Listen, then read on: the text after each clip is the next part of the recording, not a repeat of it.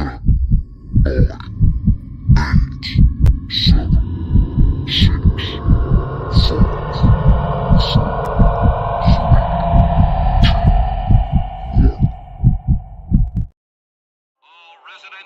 go in and stay in your houses. Drive the rats in the tank area.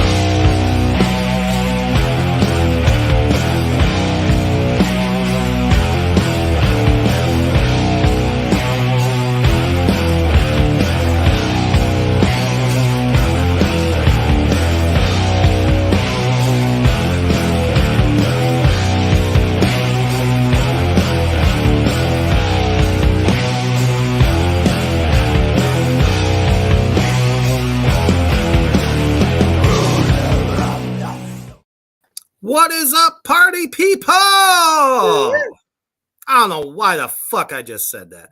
But anyway, Because we were just talking about new metal dance rock.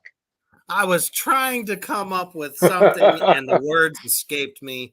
All I know is that the whiskey is chilled and we are ready to talk about a band, whether you love them or hate them, have made a mark so fucking big on the world that they practically sold out hundreds of thousands of people per show. And that was just in their heyday. Their later days, they still can bring the thunder.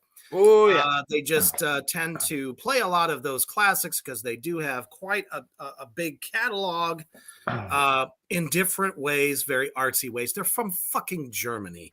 So they still have that classical flair. Hence, one of the biggest hits they ever had was redone just by piano. And what was it? Like 5-part harmony singing? It was really interesting. I love it. Of course, we are talking about Rammstein. So like I said, whether you love them or hate them, you cannot deny that a band that sings in their native tongue actually captivated an entire planet. Absolutely. An entire planet? They have literally toured the world. So everybody in the planet loves them. I If would they say don't, then they're wrong. well, I don't know. Like I said, they sell out everywhere they go. The only place that they refuse So does Taylor to play, Swift. What's that? So does Taylor Swift. For some God knows reason, apparently, yeah. Woo! We better turn up the heat. It just got 30 degrees below zero in this motherfucker. All right, we're in for a treat tonight, people. By the way, Hey, Babylon son. Hey, Kyler, what's up? Wait a minute. No, Eric picked it. I didn't pick it. So, what's up, Kyler? Babylon son. Welcome back, brother. Good to see you. All right, before we get into this mess, I mean, our lists. Let's go. Oh, I'm sorry to hear that. Well, hopefully we'll make you laugh and throw up or something. I don't know. Something good. Sure. Either way.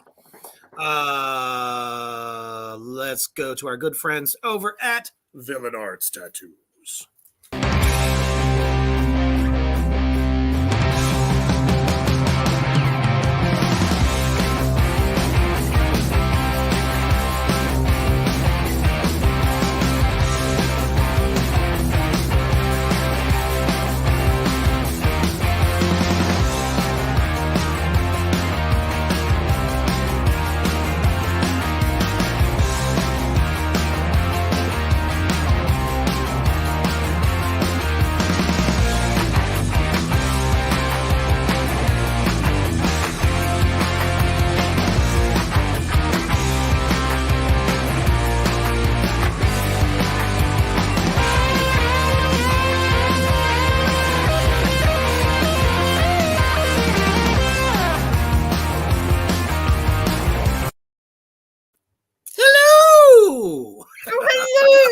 That's 2 nights in a row. I got you with the Robin Williams. I love it. So just so you know, if you are in the Chicago area next month, Mischief and myself will be there live in person, peddling our satanic wares and things of trickery. And come on down, hang out with us. We'll sign some shit for you. It'll be a good time. All right. So I honestly think that this list is definitely going to shock a lot of those of you watching right now because you're not going to probably agree with any of us. All right. No, I'm dead serious because if it's one thing I know, depending upon Mrs. Reaper Fire, I love it. Thank you. Mrs. Anyway, so depending upon at what point somebody got introduced to them, there's a lot of like diehard fans that love their later shit, and then there's the ones that hate their later shit and love their beginner shit. It's almost like Black Sabbath, only German. All right, let's go ahead and get started. What is our number 5, Brother Gangis? My number 5 is their latest album, Zeit, which came out last year. I fucking love this album. There we go. Okay. My kind of people, Kyler. I like it all too. Now, is there anything specific about it that made it to your number 5? I really liked a lot of the tracks on it. I like Zeit and Zigzag and Angst, and I love Dicke Titten. And Ado is also. Who doesn't love big tits? Track. I just love the song. It's so fucking catchy, and I mean that's what it translates to. Patriotic in a weird way. No, there are some fun tracks on there. Really enjoyed a lot of the tracks, and they really upped their music video game with this album too. Oh yeah, they got really artsy fartsy this time around, but it was in a very kind of a shocking way. Not that that's anything new for these guys. No, everything anything flies over there in Germany. So it was just darker. And I think what I liked about some of the songs, I'm going to be honest, I did not listen to the whole thing. But I'm sure there are some other tracks on there that are probably good. I don't know. I will check it out when I get a chance. But for the ones that I did listen to, saw the video, did the translation work, I really enjoyed the material. Like the lyric content was very dark, especially the first single that they released, basically saying that we're getting older and we know we're going to die. Yeah. It's inevitable. Basically like saying it's time for somebody else to take over. So to me, it made me feel like they're probably going to call it quits. I mean, what, 30 years later? I don't know. Maybe eventually, but they already have another one done. Do they really? Well, holy shit. I did not know that. Yep. All right. Yep. When they wrote this one, they had enough material for another album already. So they're working on that. Nice. Now, as we know, Rammstein was a band that combined. Now, you have to remember this band started in the 90s when techno was the flavor saver everywhere on the planet. So they got the idea to blend techno style beats with industrial sounds and flair to kind of make this darker but heavy metal type thing. Obviously, they're not the heaviest band on the planet. Right. They never will be. But the first couple of albums definitely brought the thunder for their style. So I gotta go with my number 5 is their self-titled first record. No, it's not self-titled. God damn it. No, it's not. It's Herzlide. Shit. There we go. Sorry. Herzlide. I got ahead of myself. Anyway, on that particular record, I mean, that's how I was introduced. I don't know about a lot of you, but I was a David Lynch fan. And the first time I ever heard the song Rammstein itself, it intrigued me in a David Lynch film called Lost Highway. And it was the only badass part of the film when the fire just whoosh so in cool. the whole place, and then you dun dun dun dun dun dun dun dun dun dun. I mean, I thought it was chuggalicious. And then I'm like, oh, they're singing in German. They're not being the Scorpions. Right. Because let's face it, folks, until Rammstein, Scorpions was pretty much it as considered the hometown heroes. So this was a much heavier, darker, harder hitting kind of band. I thought it was very interesting, although there are a lot of tracks on that record that are silly. I'm going to say that because they're just too techno for my level of comfortability. But then again, They didn't have their sound down No, and there's also one track on there that they decided to start using the sounds of a screaming baby in there, and that totally turned me off. yet. Right.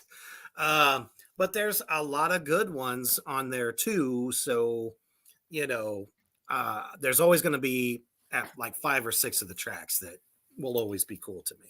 Kyler, I totally understand, man. Honorable mention. Yep, It same. almost became an honorable mention for me, but because that was my introduction to them, there are definitely some songs on there I do dig, especially Asha Zuasha.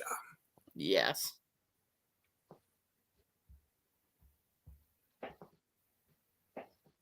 Dum, dum, dum. So is that my turn? Yes, sir. Yeah. So I just want everybody to know that this was more of a reaction video week for me because I had never listened to them other than seeing, a couple of video clips Mhm. of them. Because I mean it's hard to escape with how popular they are in the world, not having seen them ever, like in a video or anything like that. So I had heard them, I had seen their CDs in the record stores and things like that over time. So yeah, this is a reaction to me. I listened to each album twice, and it was really a lot of work for me to do that. I really dedicated a lot of time. I've written all kinds of notes, page after page. So I did come at it with sincerity. And I do want to kind of give my initial reaction to Rammstein. And of course, we don't have to agree on everything, and we definitely don't here. But this is when I broke it down technically and what I found for the band and why I ultimately, don't care for them. I would never buy one of their albums. Is first off, they're using one of the most unattractive languages found on planet Earth, and it's throughout. And it's with spoken word, and it's a deep spoken word. And I lived in Saudi Arabia. That's number one. And I would say German is number two. It's really, in my opinion, it's really unattractive. And it's spoken word almost every album until you get to Zeit. And then he seemed to be singing in the chorus a little bit more than it seemed in the other albums to me. And I actually liked his voice okay. Oh, this is not a golf cap, motherfucker. This is Morbid Angel. No, he was saying that you deserve a golf clap. Golf clap of doom. Because he was glad that you gave it an honest to goodness try. Yeah, just I really Gangis did. for Iron Maiden, since he knew nothing of them and ultimately didn't like them either. Yeah. Well, but I will articulate why. Oh, for sure, of course. And with all kinds of detail. So right off the bat, it's the language. It's really unattractive to me. So like that really hurts it. And some people will find black metal or death metal, brutal death metal vocals, but it's supposed to sound like a monster. It's supposed to sound really extreme and nasty and ugly. Oh, very much That's so. the whole point of that type of vocals. Ultimately, I find this to be nu metal. I find it to be dance rock for the most part. There are times, that it's kind of not. It's more like metal guitars throughout. Definitely nu metal riffing, nu metal simplicity throughout. They definitely have a formula going for every song. And the formula is they either begin with spoken word and no guitars biting. And I like their tone a lot of the times. The guitars, the chugging is like it's pretty good, but it's so simple. And I just get bored. It's like chewing juicy fruit gum and the flavor goes away within 5 minutes. And it's like gone. That's kind of how I felt about it. And I listened to everything twice. So I find the songs extremely predictable and extremely formulaic. So it's spoken word with bass, keyboards, and extremely simple percussion. And then in a way, I see what they're doing. They're allowing the songs to breathe. Mm-hmm. and they pull you in, Very and then tight. they hit you with the chugging and with those riffs, albeit extremely simple riffs. I mean, if a beginning guitar player wanted to play along with any Rammstein album, super easy stuff to learn how to play on the guitar, extremely easy, and I would guess so on the drums as well.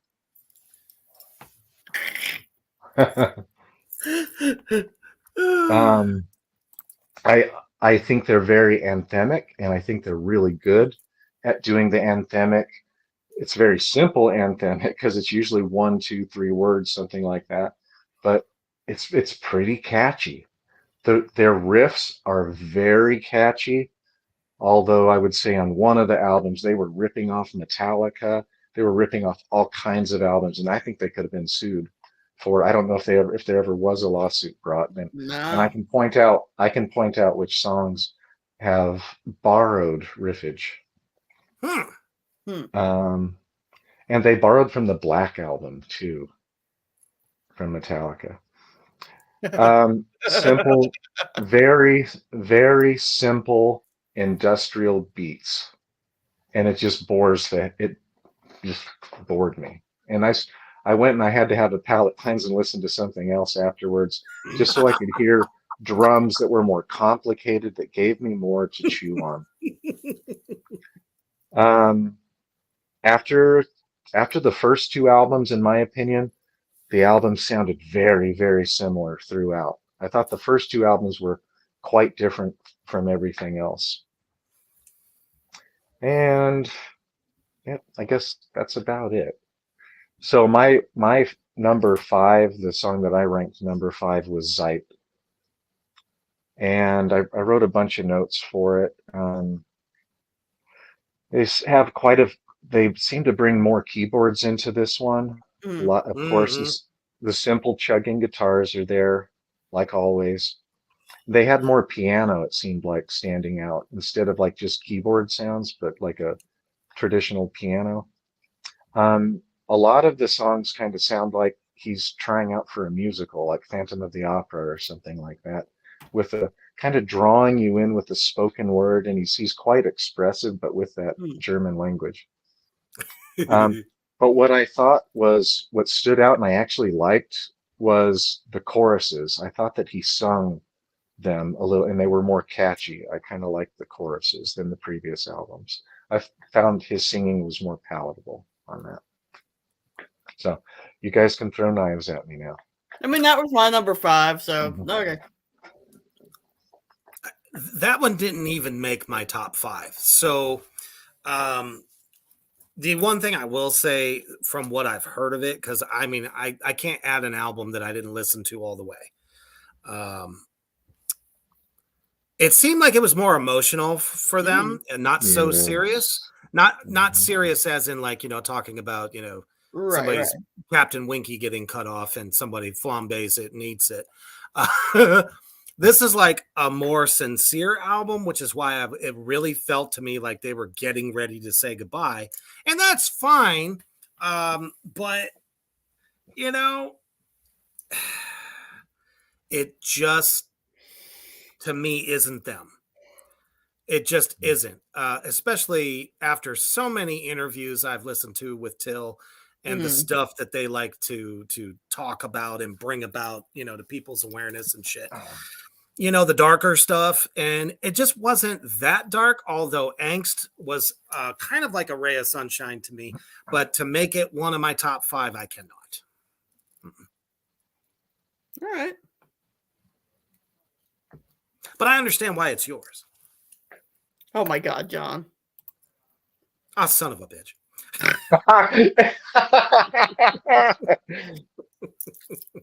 Which actually doesn't surprise me.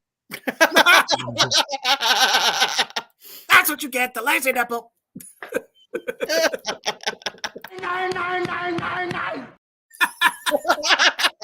I was thinking, I think Danzig's left nipple had a stroke at some point. I'm telling you. Because we dug up a new one for Kyler, and it's probably the worst of them all. I don't have it. If you can send it to me again. Oh, I can do that right now, sir. Oh, thank you. All right. My number 4, I had to go with Sehnsucht from 1997. And the reason this made my list and their first album did not is just right off the bat, I feel like you can hear that Till is a bit more confident, the two guitarists a little bit more tight, and I feel like they're more willing to be like kind of experimental and add different elements to this music.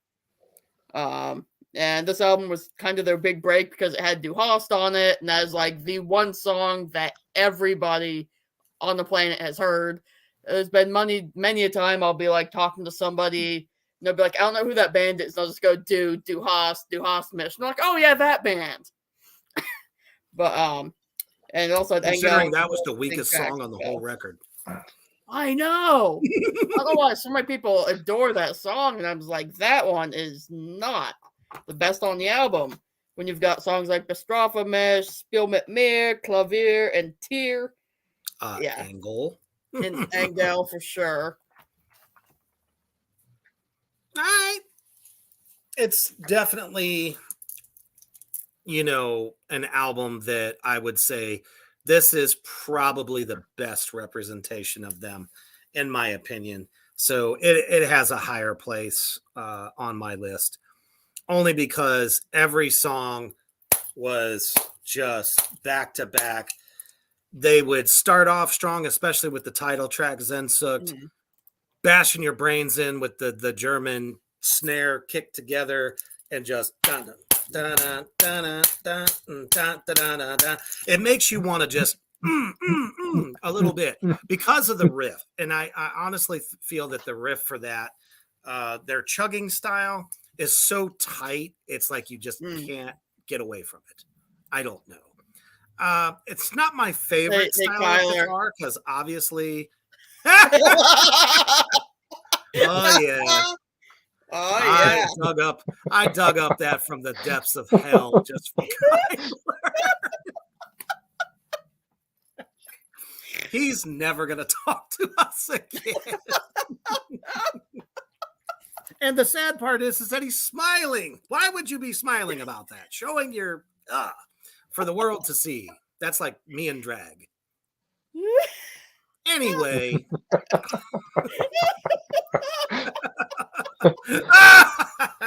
I knew we got it. We got it. We got it. For me, my number 4 is gonna be. I'm just trying to make sure because I forgot to write it down, but I had it in order in my head. Mm-hmm. So I'm gonna have to go with the self-titled that had Deutschland, Radio. It was kind of like, I don't know, it had some of the flavor of the album Sehnsucht. I ain't rubbing it on him, I'll tell you that right now. Will do. I don't know. There's something about the fact that the keyboard started to go back more a little bit to the original industrial flavor that it had. Mm-hmm. And, I was missing that for like 4 fucking records. And I'm just like, dude, why did you dumb that shit down? Why is the drummer playing more simple? That guy's a double bass monster. And I told this to Gangis before, and I'll tell all you. He did a remix of the song Rammstein in black metal style and was fucking sick. I'm like, why the fuck are they holding him back? Christoph is a fantastic drummer. He's tight, articulate, and very percussive. The only time you ever really get to hear it is on the first record. There's double bass all over that shit. Now, it's not anything super fantastical, but man, I'm telling you, he's probably got a side project somewhere that just kicks ass. I would agree that the first album seemed the heaviest to me. Mm-hmm. Like it's really gritty and it bites really hard. I agree. And it's just like it just progressively got slower. And don't get me wrong. I mean, I love doom metal to the fullest, and I don't mind a slow kind of a track, but not so simple that it's dumb. Mm-hmm. And in a lot of that shit, it started to sound way too poppy for what that band was supposed to represent. And I'm a Rammstein lover, so I can take them shots at them at the same time, and I'm not going to hold back. So that's why there are albums that don't make this list, because I fucking hate them. But do you love the album cover? Oh, what for the first one? The one that starts with an H. Yeah. Oh, Herzlide. Yeah, Herzlide. You know, were they thinking, oh, we must be like what's that fucking guy's name from that terrible David damn it, I can't remember his fucking name. I just had it. That Hasselhoff? stupid Baywatch show, Hasselhoff. He's like, Yeah. oh, we need to all look like Hasselhoff. Look at us with our slick back hair. And you know what? The German press said they were trying to represent the Fourth Reich on that front cover. I'm like, are you kidding me? Why weren't you laughing? It was horrible. I mean, Yeah. Oh my gosh. and it's so Cheese funny Factory. because on this side you got the blonde-haired guys, and then on this side you got the dark-haired guys, and I'm just sitting here going, Yeah. is that what boy bands look like in Germany? If I ever saw that Oh, album in a CD oily store, I would have and- never listened to it. Yeah, you can. I mean, and Flake is like a $1.25 soaking wet. What is he doing on that cover not wearing a shirt? Shame on you. Yes, Babylon Sun. He just vomited, and I'm about to. I threw up a little bit in my throat. Already. It's like, come the fuck on, guys. The only good cover, there's two covers that I actually like of theirs. That's Zensucht, and then the cover for Liebe ist für alle da, because it fucking got banned in their own country and across the world. And it's because they actually took that artist step and really showed people what you were in for that record. You look at those five guys on that cover, and you're like thinking it's like, you know, it's raining, man. I mean, that's what it told me. I don't know. Oh, that's fucking hilarious. I know. I just now saw that. So, is it my turn? Yeah, I was about to say, Kyler. Yeah, all I can think of with John saying that is their beach song, Mainland. The fucking. I fucking hated that beach Oh, I blanket love it. fucko. That song was terrible. Oh my god! I mean, the video Babylon was. Sun. It was funny. Oh, that's great. We can do that. We can make that happen. We have the technology. I will make that happen. For Kyler. Oh yes, and we're gonna like put strobes on it so it just really gets in your eyes. Oh yes. Did I already give my pick? No, you did not. Yes, We I are did. waiting. Yes, I Yeah, did. you did. The self-titled. Oh yeah, self-titled. Okay, so it's me. Yes. So I swear I'm not trying to follow Mr. Gangis, but my number 4 is Sunset. I don't know if I said it correctly. I've heard you guys say it several times. Good enough. To me, this album was their most artistic album. It was the most complicated structurally with the keyboards. And I thought they did it was super unique to me. Like nobody sounds like this to me. I found the way they mingled the keyboards in with the guitar riffs, biting, extremely catchy guitar riffs, but very simple guitar riffs. I thought this one was a lot more pop oriented with the dance beats. I thought that the song Angle stole from the X-Files. I can't listen to that song without thinking about the X-Files. And the X-Files were still pretty big in Because of the whistle? 1997. Yeah. Totally, I reference that. Like I can't get away from that. I've seen them do it live, and they legit do their own whistling. Yep. Oh. It is not a sample, and it's creepy. It is. The song, was it Bistaf or Bistafa? I don't Oh, Bistrafa Mish? Yeah, Hurt Okay. Me. That song, mostly with a different tone, ripped off the bass line from Billie Jean, Michael Jackson's Billie Jean. I couldn't get away from that Oh, I'm in gonna the have to thing. listen to those two side by Me side to see too. if I can pick it out. Yeah, and I also felt like um, on that song they part of the guitar riff, and I'd have to go back and listen to the Black Album from Metallica, but it was derived from that. Hmm. Very similar. Interesting. I thought the song, what is it, Book Deech, or Oh yeah, the one that really got him in trouble. Oh yeah, yeah, they got jail yeah, time It, for that it, it song. translates to bend down, otherwise known as bend over. uh, It and brought about there was a huge male rape issue in Germany at that time, and that's what that song mm, was about. So ah, Then they got arrested here in the States and didn't come back for 20 years. for sure, and ah. well, actually, they didn't want to because they said that our country is so violent that they Mm. just didn't want to be around it. But yet they I play could see Mexico all that. the time. Yeah, really. Gosh. Anyways, I thought that that song was quite heavy, but Mm. extremely repetitive. And was it Spiel mit mir? Oh, Yeah. love that song. That song referenced the Black Album from Metallica as well. Yeah. Now, I'd do you have to think go back because and of rhythm? it's Dun it's dun the dun dun dun dun. it's the guitar riff. Huh.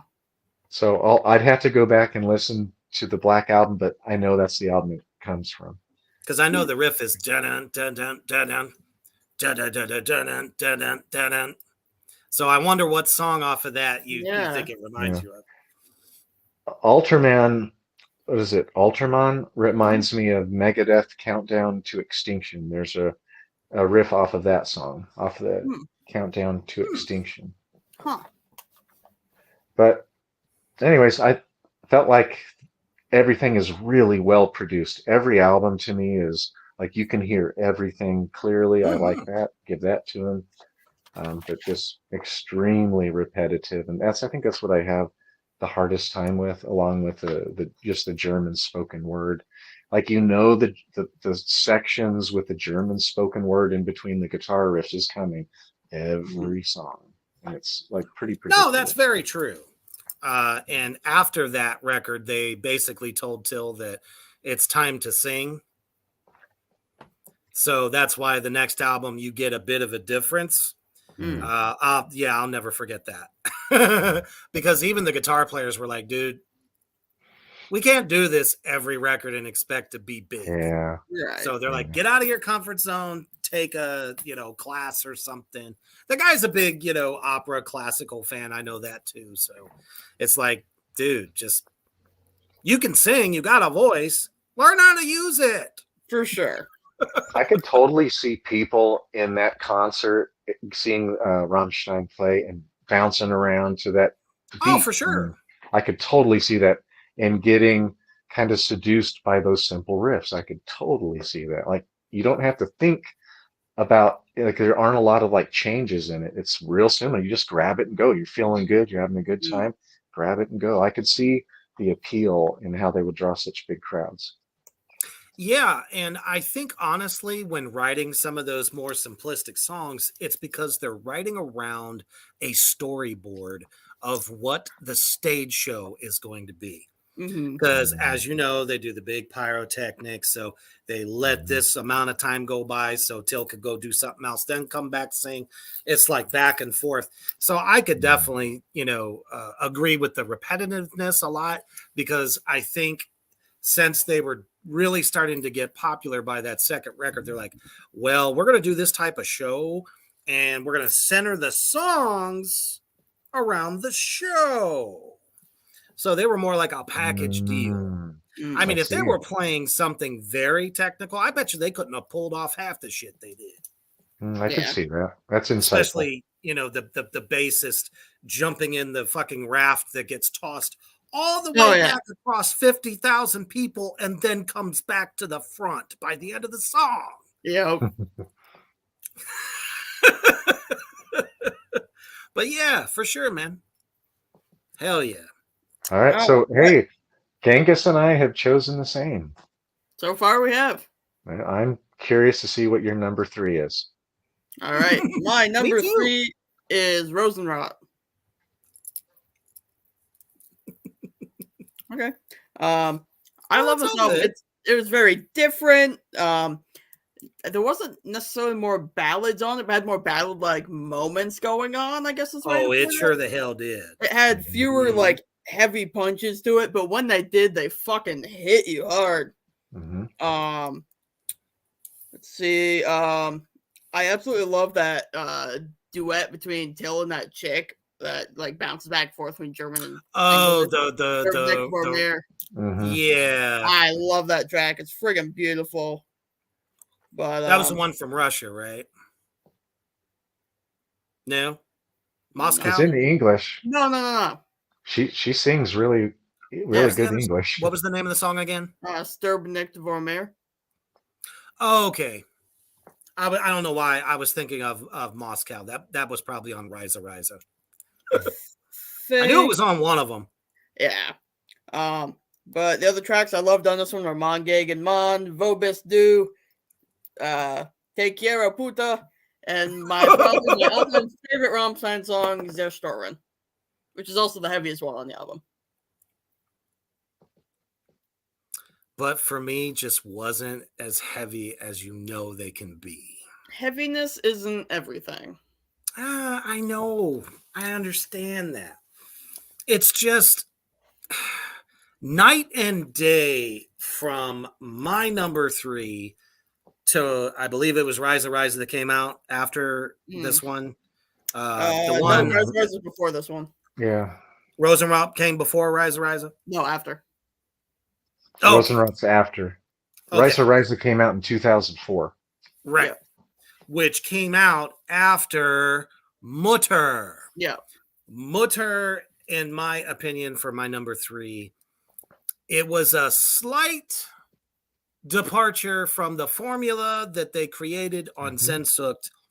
Still had that same signature, kind of punch, the catchy riffs.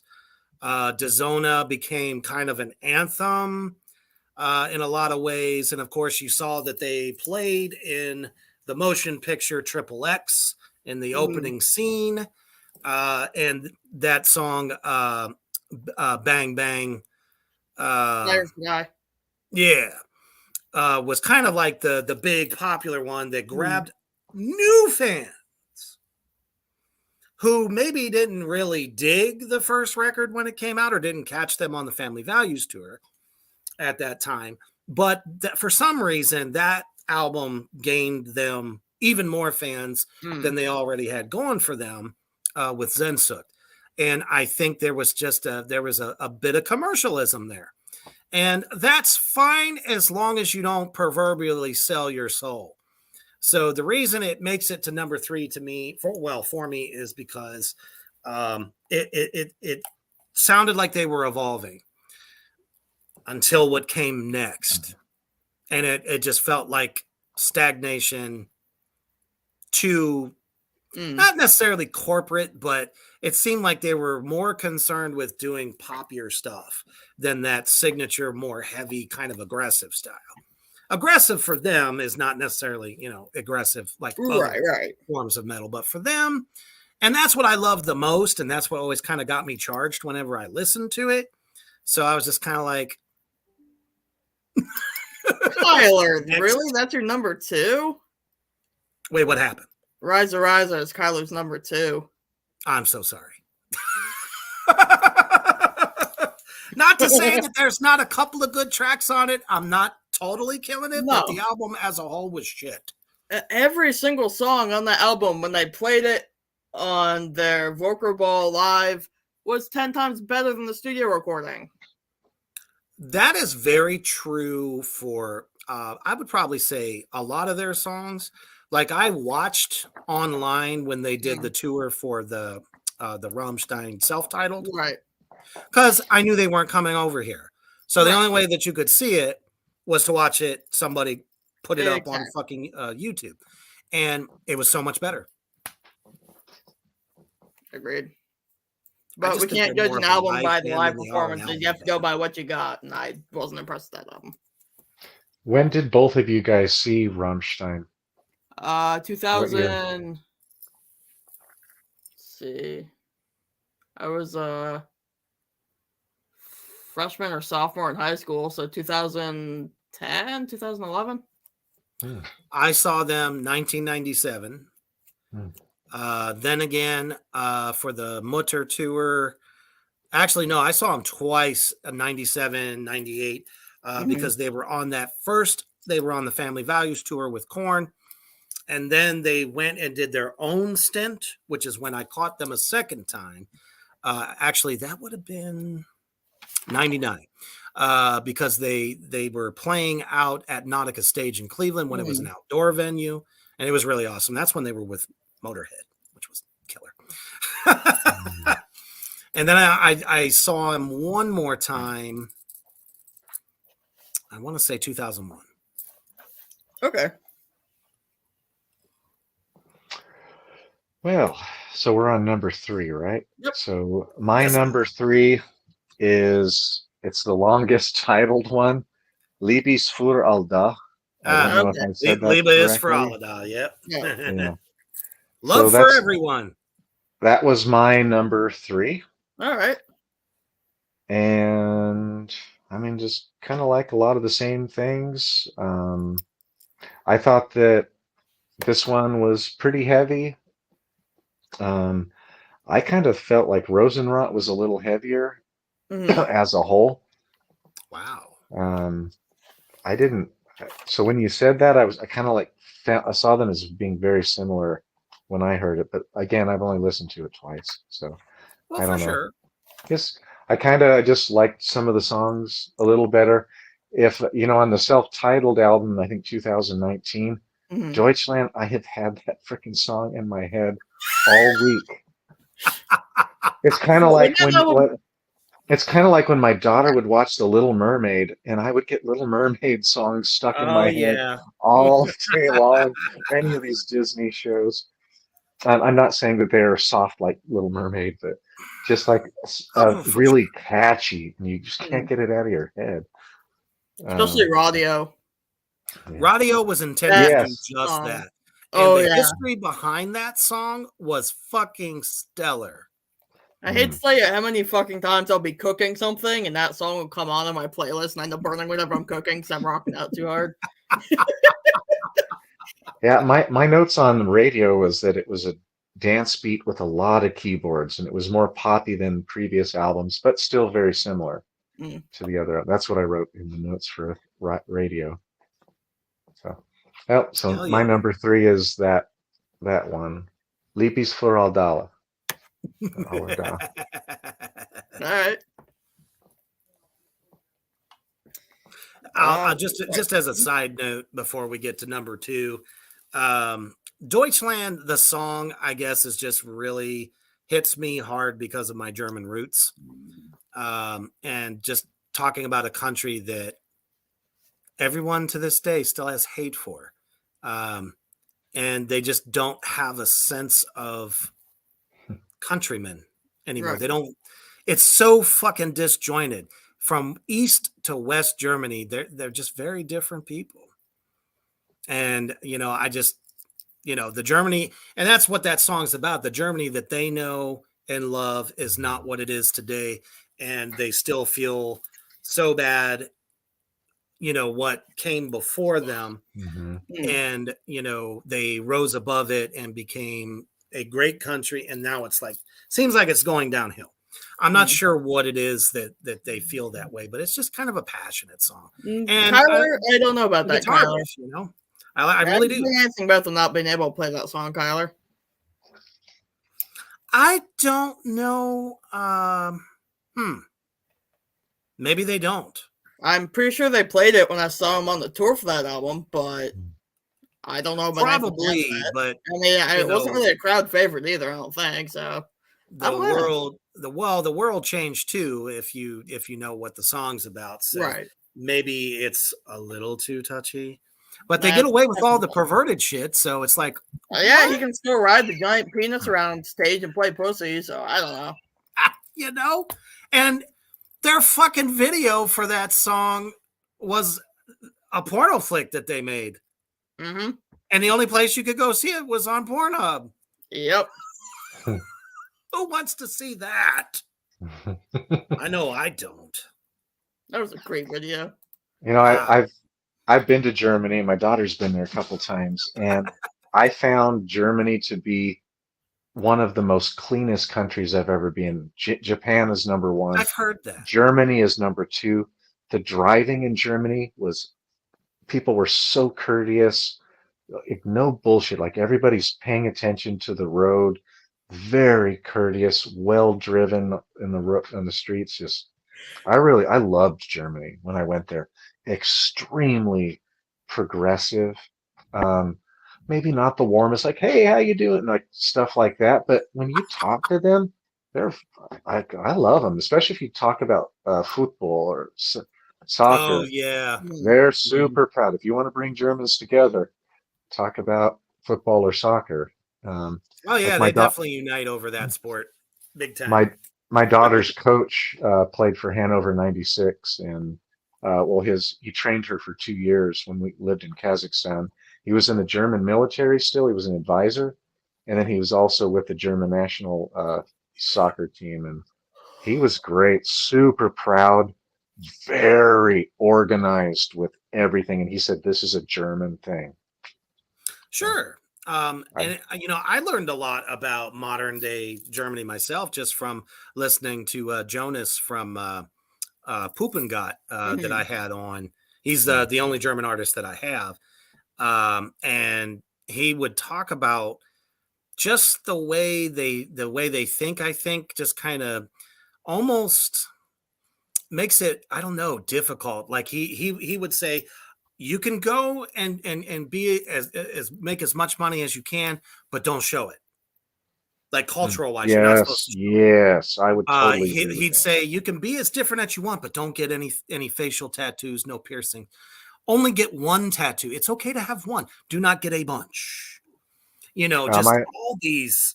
Like, my friend he's loaded with tattoos, full sleeves, full back piece, and he's loaded. It's like, I don't know. Just some of the things he said just was like, wow, everything is be who you want to be, but don't show it. I would say they are very kind of formal and from what I found, very formal, very polite though. Not in a super like sweet way, but really polite. Like you're going to get what you see with them. They're going to be, a person of their word. I dated a German foreign exchange student, and she did not shave her legs, which was a shock for me. But she was beautiful. And she was super progressive, much more progressive than I was. Way more. Like as far as social issues and things like that. Sure. So, like they were very much more enlightened than I would say Americans are about race issues and about identity and things like that. I would say that because of what they went through and what they had to come to terms with. So I guess we need to get back to Rammstein. Yeah. Well, I just think it's interesting because people probably didn't know nearly as much until they started listening to Rammstein. Right. I don't know. It's weird. Number two for me, I had to go with Mutter. Right on. I'm just glad it made your list, actually. Fair. It's a good record. It is. I felt like, Mindhair's brand just kicks it off. Just kind of sets the tone for the whole album in some ways. Oh, it does. For sure. It just starts off very creepy, almost atmospheric, and then hits you like a truck. And that song with the fucking strings. Oh, I love it. I have to say, Flake was very creative on that record, and I like that because he wasn't just going right. He was doing a little bit more, chorale type shit with it to bring the intensity. Oh, for sure. And then we had Firefly, and that song legit. You fucking the first time I heard that, I about jumped out of my chair. You know, it's that and then bow. I was like, whoa, what? And then I feel like some of the riffage and motor is like almost kind of hypnotic in a way, and I kind of noticed it was like the first ballad type song that wasn't a love song in any way, shape, or form. No. And that was one of the coolest parts I will always say about most of their ballads. They ain't no love songs. No. Except for And if like it is, Paymon. somebody died Paymon's a love tragically. song, but the other tracks on that one I really liked were Zwitter and Spieler and Adios, and I thought Nibel was a gorgeous ending to that album. Oh, have you ever looked up the English translation for the lyrics for that song, Zwitter? I believe I have. I didn't trust myself. It's so interesting that they tackled the idea of being a hermaphrodite. Right, it was that song. Yeah, And that people, he goes, well, when somebody says go fuck yourself, I say I surely will. Basically, I just thought the lyrics were so fucking funny. I know. They really tackled some interesting shit. For sure. Just generally throughout all their records. For me, I know you probably guessed it. But then again, I still kind of think that this record was probably the heaviest one to fall in between the Rosenrot and then the self-titled that comes out after. Liebe ist für alle da is my number 2. Okay. That album was so angry. Oh yeah.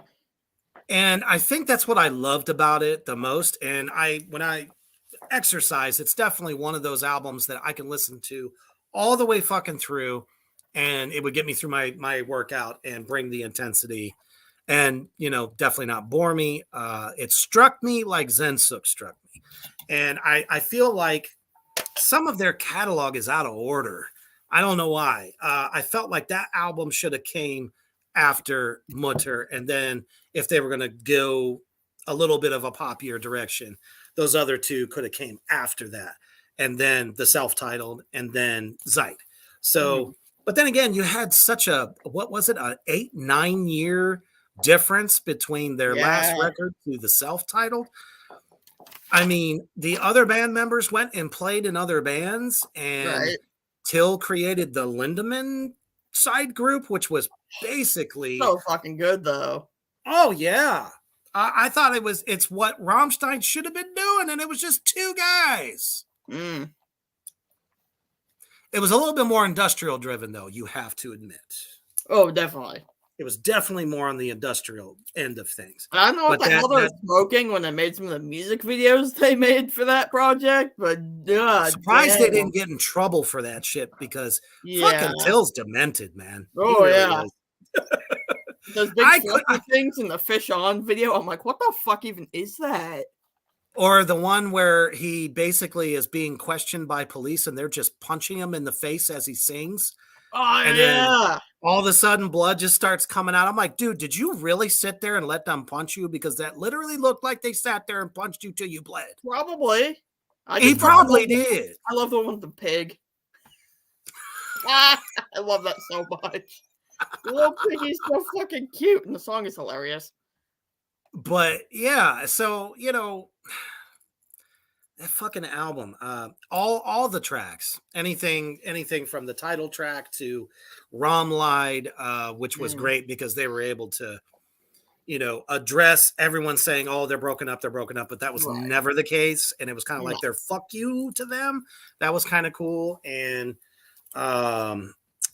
the one about Ich tu dir weh, I love the bluesy shuffle that they do in that record because it's something they never did. Oh, absolutely. Instead of boom tap straight ahead, it's dun dun dun dun dun dun dun dun dun dun dun bum bum bum bum bum.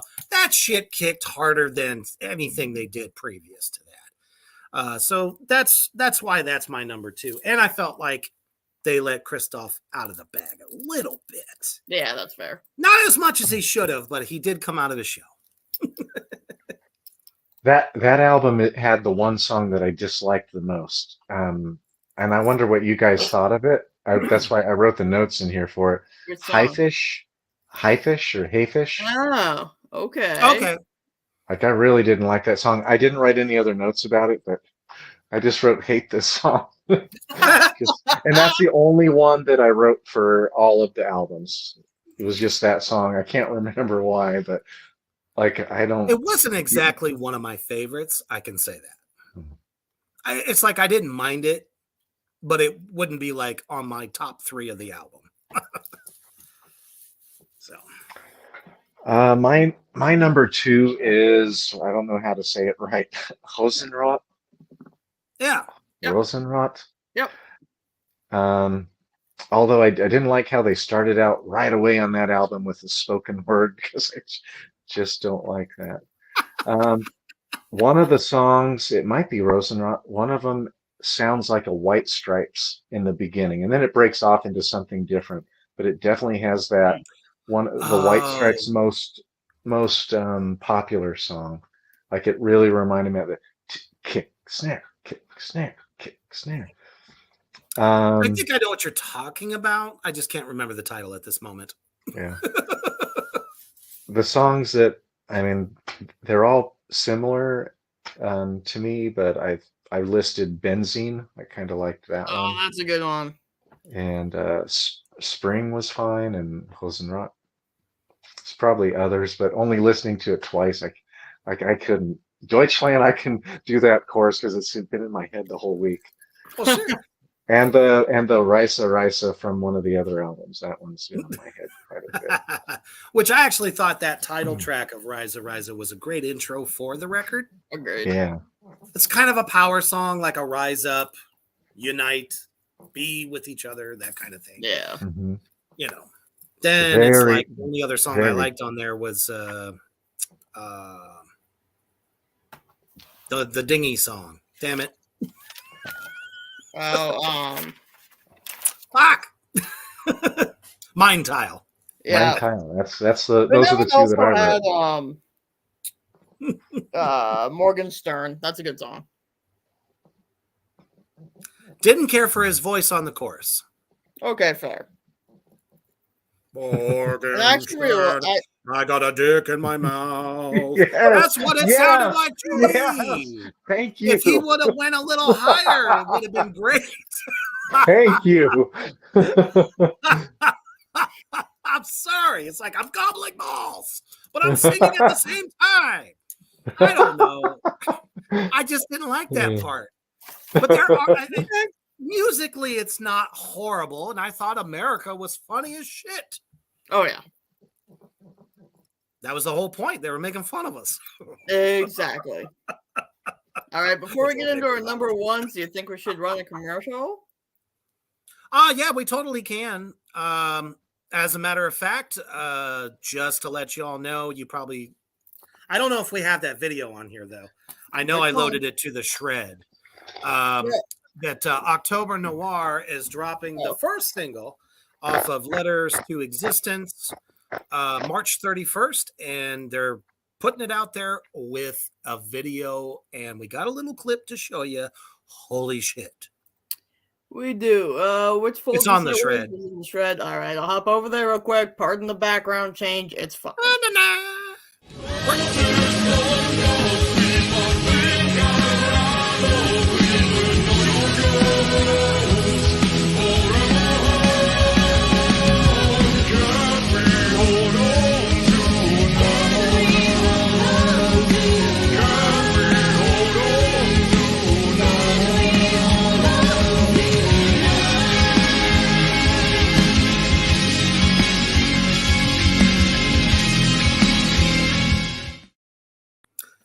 Guys, there ain't no other band out there that has continued that style of music, period. There's a couple that got close and called it quits, but these guys are single-handedly holding down a legacy brought to us by Typo Negative. Absolutely. And this new song, they took a step further and brought in a guest vocalist to do some harmony work and stuff like that for this track, and it's great. So if you're not familiar with them, you can check them out on Spotify. But I'm telling you, this new record with their new guitar player, also, I think he adds a lot to what they're doing. And shit, you can't tell me the keyboardist ain't making that guitar look fun. Oh yeah, bestie, I see you. Love you, bestie. Welcome, Steph. So yeah, if you're a fan of that style of doom, goth doom, very dark shit, they're the one for you. Check them out. Absolutely. All right, my number one is Liebe ist Realida. Okay. For several reasons, but one of them is in high school, that album kind of got me through it a bit. The first time I ever listened, oh yeah, the first time I listened to it, I was sitting in a dark, empty auditorium, pitch black. I had no distractions, just the album, and it was a fucking experience. I also thought it was interesting that this was the first time, like, we were watching, I don't remember what it's called anymore. We were watching, like, a horror channel late at night on TV, and actually got advertisements to this fucking album, which I thought was crazy. Did they show the video where Till's got the light in his cheek? No, there was, like, this special... so it was the other one. Okay. Yeah, no, there's, like, this special commercial, just the album of him, I think it was, like, cutting off the head of a lamb or something, like, on a chopping block or something. I vaguely remember something like that. But, it's just such a fucking good album. We've got, it starts right off with Rammstein. I also really like Buchstabu. Oh, yeah, that's a good one. He's really pissed off on that one. Oh, yeah. And from what I understand, that Buchstabu doesn't actually mean anything. They kind of made it up, is what I understood. Which I thought was kind of badass, because it's like bleeped out on every album cover. It's like, what the fuck does this mean? Oh, it doesn't mean anything. It's like, haha, gotcha. I mean, they do have a sense of humor. You can't say they don't. Sure. And, whether you like it or not, Reaper, I fucking love Rotersand. That song is beautiful. No, I didn't hate it. It just wasn't one of the ballady type stuff that you heard on Rosenrot and Rise of Rise. I could stomach it a little easier with that one. And I mean, I just love the fact that I had pissed off my ex-wife when my son was, he was like 9 or 10 or something when that album came out. And he wanted the new Rammstein record. And I obtained a copy of the band artwork that the rest of the world was busy pulling off the shelf because it was too explicit. And so which one is that? I don't know which cover you're talking about that got pulled. The cover with, it's got the naked girl on the table, and inside the jacket, it gets more explicit where they're literally cutting parts of her off. Yeah, I have that. Okay, well then you got it too before the rest of the world banned it. I didn't realize it was banned. I don't think it's a big deal. It got deal. banned in Germany first. They literally made every record store pull it off. Oh, please. And they had to do an alternate cover because it was just too gory. I'm like, fuck you. That's beautiful. I agree. It's so artfully done. It looks like old paintings. It's so pretty. Yeah. And I mean, they all just looked like fucking killers. Like, absolutely. So yeah, that's my number medieval one. Type shit. Not only is it just got some great songs on it, and I love it, but that album definitely helped me get through high school a lot. It was so fucking angry, and I was definitely not the happiest teenager. I don't know anybody that was. I wasn't particularly happy. Maybe when I, would go out partying after a football game of marching all night, and then everybody gets together and gets fucked up. It was great. And watch horror movies. But for me, my number one has got to be Sehnsucht. And it's just like Gangis. It's a personal album to me because after hearing Herzeleid, which I liked a lot, but a lot of hokiness on there, I'm just like, all right, Are they going to do something to really wow me? Right. And this record hit, and they got the front cover where everyone's hair's like silver caked and got these weird ass contraptions Right. all over there, looking like, half a fucking Cenobite, each one of them. And I'm like, they have arrived. They have gone to the realm that I was hoping they would go. They got rid of the nipples and they brought on the S&M gear. It was great. I loved it. And then, but even before I got the record, because they still showed videos. And, I saw the Duhas video. I thought it was funny that they did a take on Reservoir Dogs in that video. If they were going to be plagiarizing anything, I thought it would have been that, and then one of their other singles that was a video where they did a scene out of From Dusk Till Dawn. Yeah, I'm like, Tarantino didn't go, "Oh, you sons of bitches, what are you doing?" Right? They got away with it, and that's all they that matters. did. Some fucking how. But just track after track, like I said, as soon as that first track comes on, it's like, whoa, here we go. Hang on. We're going to be, getting some seriously bad turbulence. You might get smacked in the face with a dick or two, and you're just going to love the rest of the record. And I loved everything. Clavier was very haunting, very dark, kind of reminded me of like some like old black and white 1920s, kind of a scene where, got a demented parent or something in there. I don't know. Fucking with you or something, just the most sinister, sick shit, that you could think of. And lo and behold, the song is about something sick and demented. So the whole record is, and that's what I love about it the most, and it will always stand out to me the most. So, I think we need to make a meme for Reaper that says, you might get slapped in the face by a dick or two, but you're going to enjoy the rest of the record. Yes. The subject matter is so bad on that record. It's like all this like dark, somewhat sex shit, and then there's murder and there's gore and there's dementity and just about anything you could do. And then they throw, for the last track of the record, the old Wile E. Coyote. And the song's called Curse Me, and it's about this guy's basically saying kiss me. Yeah. And it's like you get the old Warner Brothers cartoon soundbite in there, and I can't stop laughing. Yep.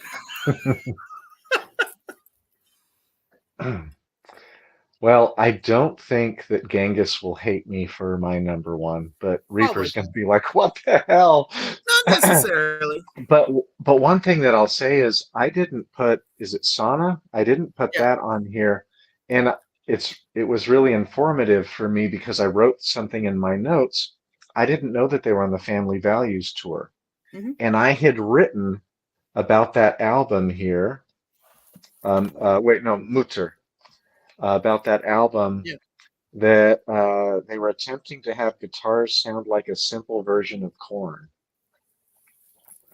And that's what I got when I listened to it. And apparently this was right after they were on tour. This was 2001 when Mutter came out. And so that's one of the things I picked up on. I really thought that there was a Korn element. Of course, they still sound like Rammstein, but I thought some of the riffing sounded a little bit more like Korn.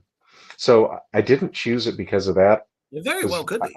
I found it to be very similar to a lot of the other albums that followed Sunset. My number one was Risa Risa. Really? That's what I chose. Okay. I just found it to be authentic nu metal. That's a note that I wrote here, not trying to rile anybody up. But it just sounds like authentic nu metal, spoken word, monotone, really catchy choruses, and most deaf. Definitely had quite a bit of keyboards, and I thought that this album was very epic sounding as well. A lot of their albums are epic sounding, like they sound like they could be a movie could be made, and like it was a kind of a dark musical in a way, like a dark industrial musical, kind of reminded me like that, but Mm. I just wrote down the word. It was epic sounding for them. It was definitely And bigger and the two sound songs, wise. yeah, the two songs that I wrote were Risa Risa and Mine Teal. Mine Teal. Mhm. Yeah, those are the two Bye that I bye, wrote Captain down. Winky. Right?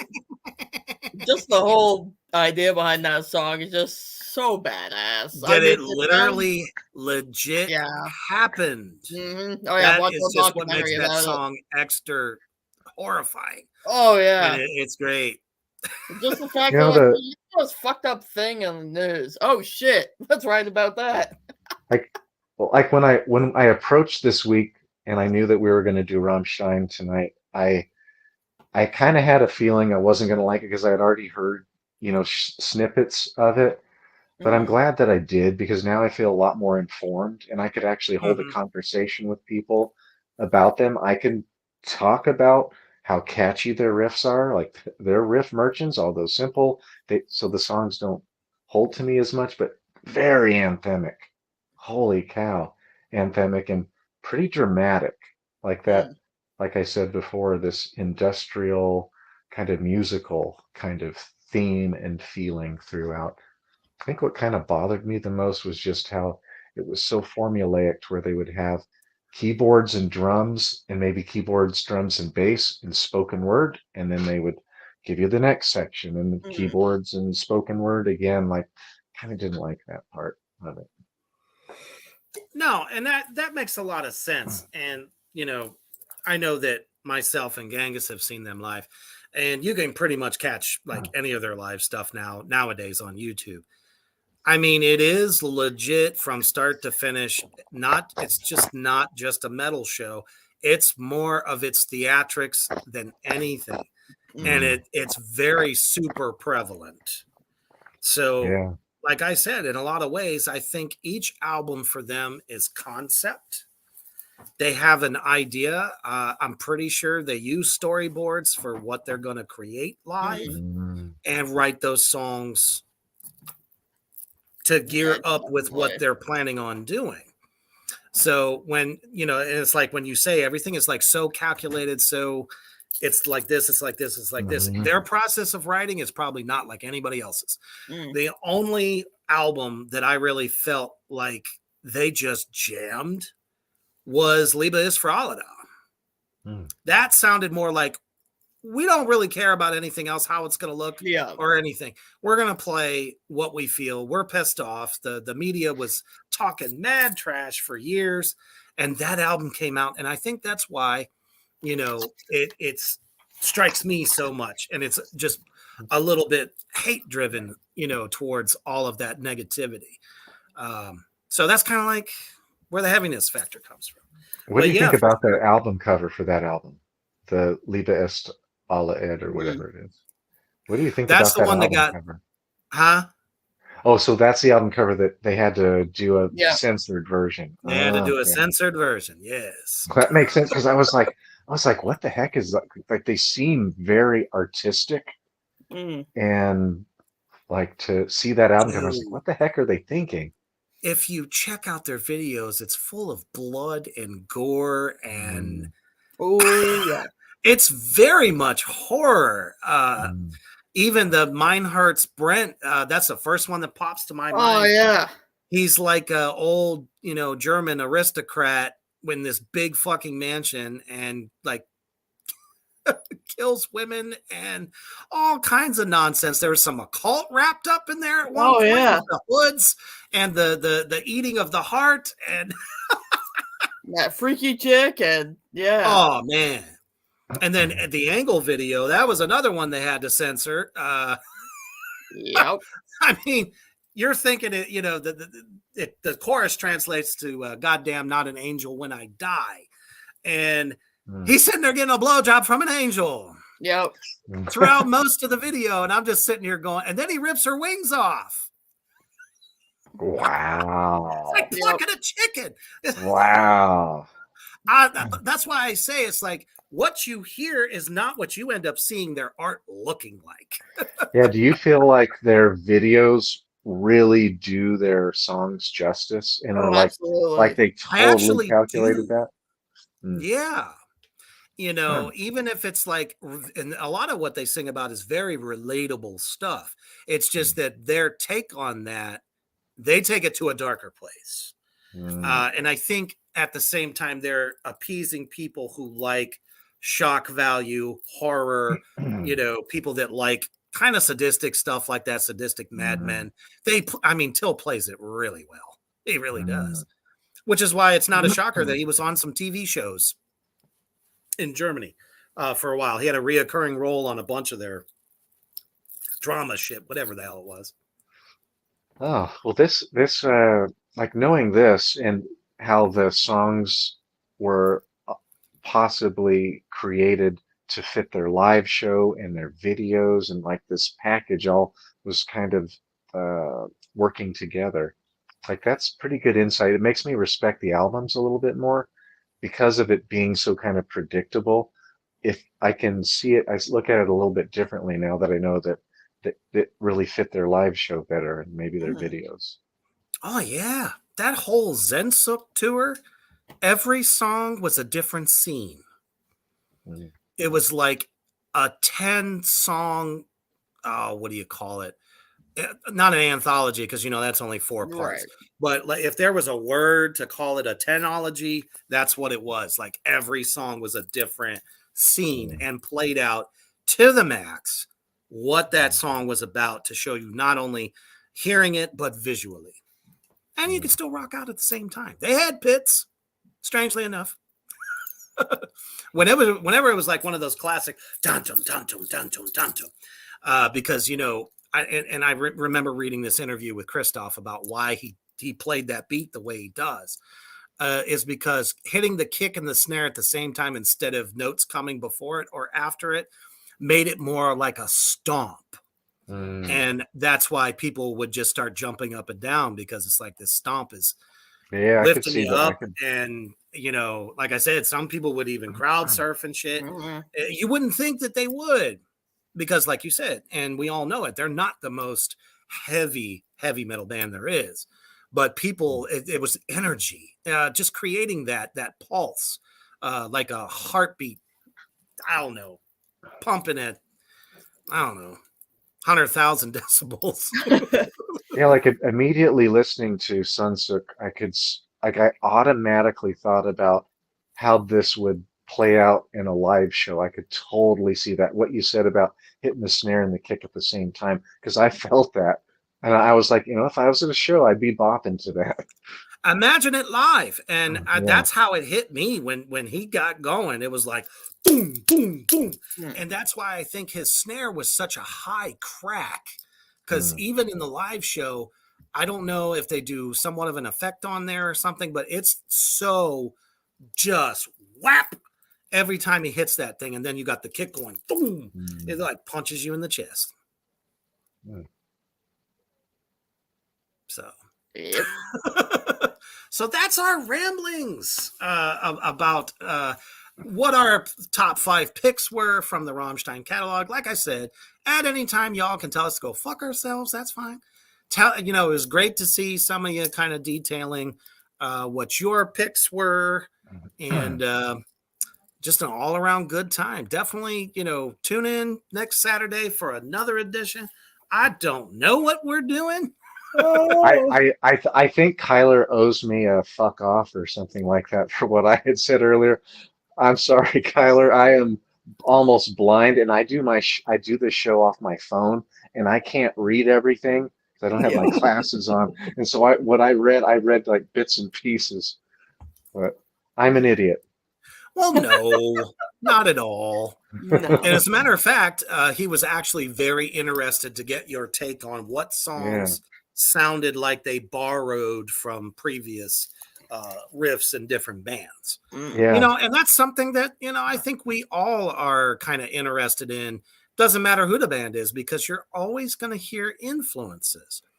And if it's one thing that we knew about Rammstein from the very beginning, is their love of the 80s, like For sure. electro era.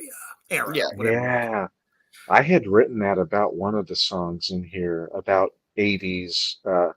It was on the 2019 self-titled album, Mhm. Zeitgeek. I don't know. Yeah. Sure. Yep. I said that one. I said it started out kind of sounding a little bit like a Foo Fighters riff, but then it sounded like 80s rock in other parts of that song.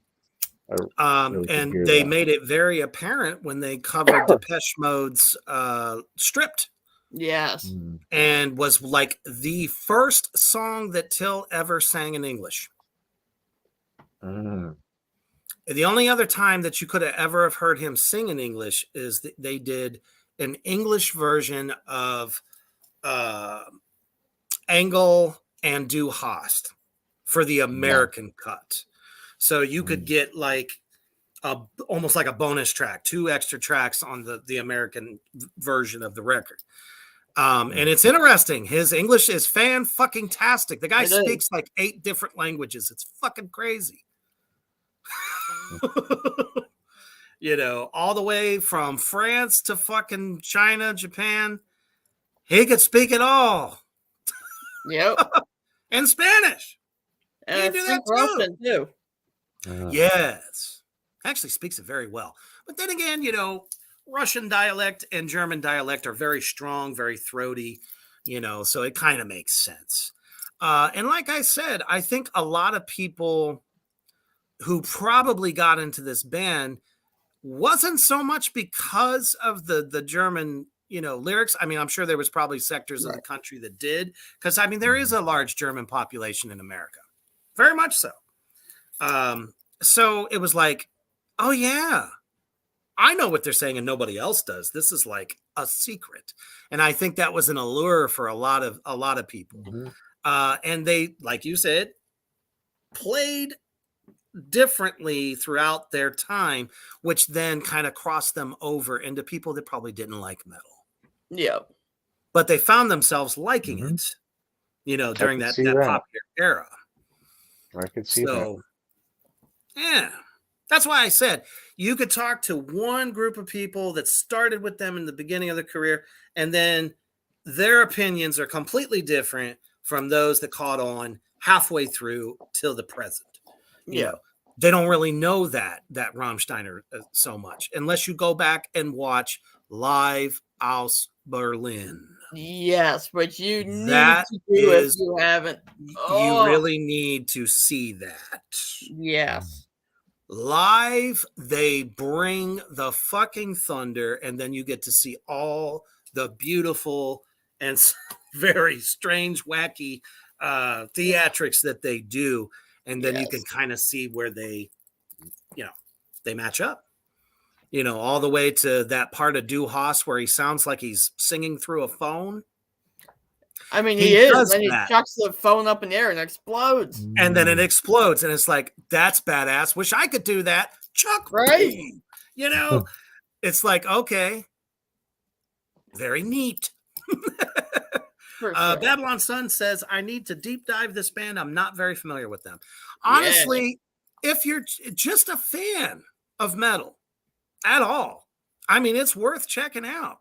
To me, it's no different than, you know, a Norse, you know, black metal band that sings in their native tongue. Don't know what the hell they're saying, but damn, is it good? Yeah, the difference to me is the black metal won't have the spoken word. And to me, that's what was really, of course. It's going to be the extreme black metal vocals. And for sure. And yeah, I'm just saying, like the sound of the language. Yeah, and that and I don't prefer when the black metal bands do that because I want to know what they're saying. Well, shit, yeah. Yeah. I don't know. I was just that guy that went, okay, there's no English lyrics lying around. I'm gonna look it up. I just never gave a fuck. Little baby Gangis was like 9 years old when he started listening to this band, and I wasn't allowed to look up the lyrics for quite a while. Well, that makes sense. They are super educated. You're absolutely right, Babylon Sun. They are educated in probably most of the prominent countries around the world because at some point they're going to deal with them. Yeah. whether and mostly because of job, that type of thing, and to just kind of know what's going on from one nation to another, so that you can keep up with current events, blah blah blah. And they're just they I don't know, very classy in a lot of ways. I don't know, very cultured. That's what we're looking for. I would say so. Yeah. Reserved. For sure. In many ways. It's one thing you can go over into Germany and they won't treat Americans bad. Unlike if you were to go to Norway and you don't speak their language and you don't have any heritage, even if you have the heritage, as I understand it, the people of Norway don't look at you as part of them. It's very strange. I mean, I get it, but at the same time, I don't. I mean, if you're kind of cut from the same cloth, just speak differently. And most of the time, Norwegian people, descent-wise, I either learn the language just like they do in German. I actually wish they would have offered more languages during high school, because you only had to pick from French, Spanish, and German. Lucky you had that many options. It got abolished pretty much after I graduated. I was like, what the fuck are you doing? Then you'd have to go to college just to be able to learn the language that you wanted to learn. It's like, ooh, ouch. But yeah, folks, that was our list. Thank you for joining us tonight. We'll definitely be bringing the thunder next Saturday once we figure out what we're doing. But rest assured, it'll be a hell of a list. And as always, we love your comments. We love the feedback. It's awesome. Definitely. So when you're rolling your R's and your at the end of the night, always stay heavy. Yeah.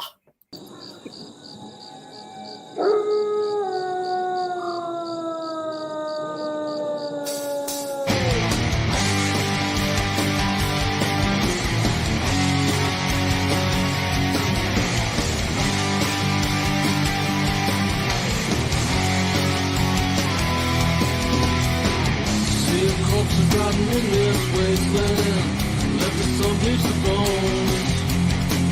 Kiss the devil.